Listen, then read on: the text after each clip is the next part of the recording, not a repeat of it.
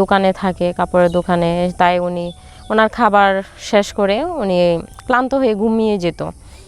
তো ওই জিনিসটা মানে আমার ভালো লাগতো না, কারণ উনি পরিশ্রম করে এসে আমাকে সময় না দিয়ে উনি ঘুমিয়ে যেত। তো এক পর্যায়ে দেখা যায় যে একটা জিনিস লক্ষ্য করলাম, আমার ভাসুর সবসময় আমাকে একটু অন্য দিক থেকে কুদৃষ্টিতে দেখতো। ওইটা আমি কখনো এতটা আমি গুরুত্ব দেইনি।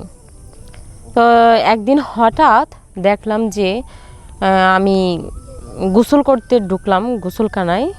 তখন দেখলাম যে কার জানি চোখ দেখা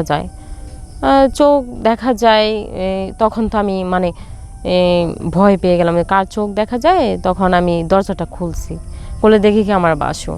তখন আমি বললাম যে লুকিয়ে দেখবেন কেন, সামনে আসেন। সামনে আইসা দেখেন, তখন তো উনি অবাক হয়ে গেলেন, উনি তো ভয়ে কাঁপতেছে, এখন উনি কি করবে। তখন আমি বললাম যে ভাইয়া, ভয়ের কিছু নাই, আপনি আমার হাতটা ধরে আমার রুমে আসেন। তখন কি করলাম, আমি আমার ভাসুরকে নিয়ে রুমে চলে গেলাম। রুমে চলে যাওয়ার পর আমার ভাসুর তো জানতো না যে আমি ওনার ভিডিও করতেছি। আমি আস্তে আস্তে তার কাছে আমি আসতে চাইছিলাম না, সে আমাকে যাতে জোর করে আমি এরকম ব্যবহার, সে যাতে আমাকে জোর করে আমি ওই রকম আর কি ব্যবহার করতেছিলাম, যে ভিডিওটার মধ্যে যাতে এরকম বোঝা যায়। কিন্তু আমি আসলে ভিডিওটা করি নাই, তাকে আমি ভয় দেখানোর জন্য, বাসুরকে ভয় দেখানোর জন্য আমি তার সাথে মিথ্যা কথা বলবো। আসসালামু আলাইকুম প্রিয় দর্শক বন্ধুরা, আশা করি আপনারা ভালো আছেন। আমি আপনাদের সামনে আমার জীবন থেকে একটা গল্প আপনাদের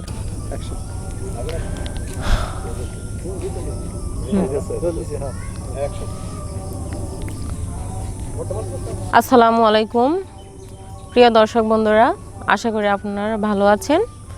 আমি আপনাদের সামনে আমার জীবন থেকে একটা গল্প আপনাদের কাছে বলতে যাচ্ছি। আশা করি মনোযোগ সহকারে আমার গল্পটা শুনবেন। আমি দিনাজপুরের মেয়ে, আমার নাম মিম। আমি পরিবারের বড় মেয়ে।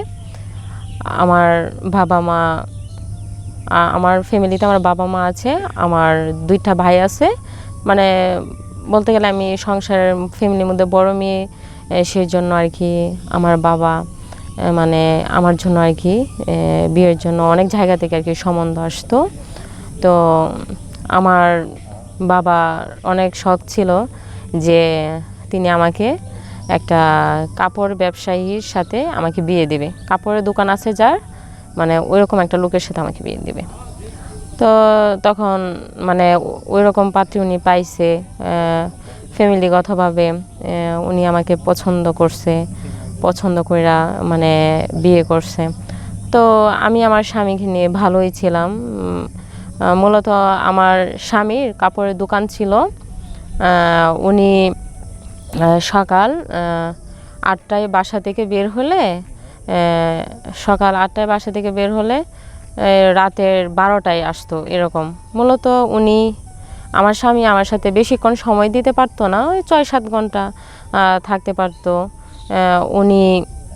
আমার স্বামী অনেক পরিশ্রম করে, তো সারাদিন দোকানে থাকে, কাপড়ের দোকানে। তাই ওনার খাবার শেষ করে উনি ক্লান্ত হয়ে ঘুমিয়ে যেত।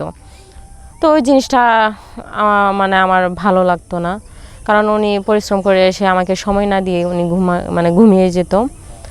তো এক পর্যায়ে দেখা যায় যে একটা জিনিস লক্ষ্য করলাম, আমার ভাসুর সবসময় আমাকে একটু অন্য দিক থেকে কুদৃষ্টিতে দেখতো।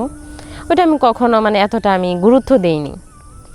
তো একদিন হঠাৎ দেখলাম যে আমি গোসল করতে ঢুকলাম গোসলখানায়। তখন দেখলাম যে কার জানি চোখ দেখা যায়। তখন তো আমি ভয় পেয়ে গেলাম, কার চোখ দেখা যায়। তখন আমি দরজাটা খুলে দেখি কি আমার বাসু। তখন আমি বললাম যে লুকিয়ে দেখবেন কেন, সামনে আসেন। সামনে আইসা দেখেন, তখন তো উনি মানে অবাক হয়ে গেলেন, মানে উনি তো ভয়ে কাঁপতেছে, মানে এখন উনি কি করবে। তখন আমি বললাম যে ভাইয়া ভয়ের কিছু নাই, আপনি আমার হাতটা ধরেন, ধরে আমার রুমে আসেন। তখন কি করলাম, আমি আমার ভাসুরকে নিয়ে রুমে চলে গেলাম। রুমে চলে যাওয়ার পর মানে আমার ভাসুর তো জানতো না যে আমি ওনার ভিডিও করতেছি, মানে আমি আস্তে আস্তে মানে তার কাছে আমি আসতে চাইছিলাম না, মানে সে আমাকে যাতে জোর করে আমি এরকম ব্যবহার, সে যাতে আমাকে জোর করে, মানে আমি ওই রকম আর কি ব্যবহার করতেছিলাম যে ভিডিওটার মধ্যে যাতে এরকম বোঝা যায়। কিন্তু আমি আসলে ভিডিওটা করি নাই, মানে তাকে আমি ভয় দেখানোর জন্য, বাসুরকে ভয় দেখানোর জন্য মানে আমি তার সাথে মিথ্যা কথা বলবো, মিথ্যা কথা বলছি। মানে যখন ওনার সাথে আমার সম্পর্কটা মানে ফিজিক্যাল রিলেশন হওয়ার পর তখন আমি ওনাকে বলি যে দেখেন ভাইয়া, এখন তো আপনার মনের আশা তো আমি পূরণ করে দিলাম, তো এখন আমাকে আমি আপনাকে একটা কথা বলবো। তো উনি বলল যে কি বলবা, তুমি আমাকে বলো। তখন আমি বললাম এই যে আপনি যে আমার সাথে যে আজকে যে এই যে মানে এরকম যে একটা মধুর সম্পর্কটা যে করছেন, ওইটার একটা বিশেষ মুহূর্তের কিন্তু একটা ভিডিও আছে কিন্তু। তখন তো উনি ভয় পেয়ে গেছে। আমাকে ভয়ের কিছু নাই, আপনার যে উত্তরপাড়ার যে জমিটা আছে ওইটা আমাকে লিখে দিবেন, তাহলে আমি আপনার ছোটো ভাইয়ের কাছে বলবো না। তো ওইটা বলার পরে উনি আমাকে জমিটা লিখা দেয়। তো এভাবেই কিন্তু আমি আমার ভাসুর এসে, যেহেতু আমার স্বামী আমাকে সময় দিতে পারতো না,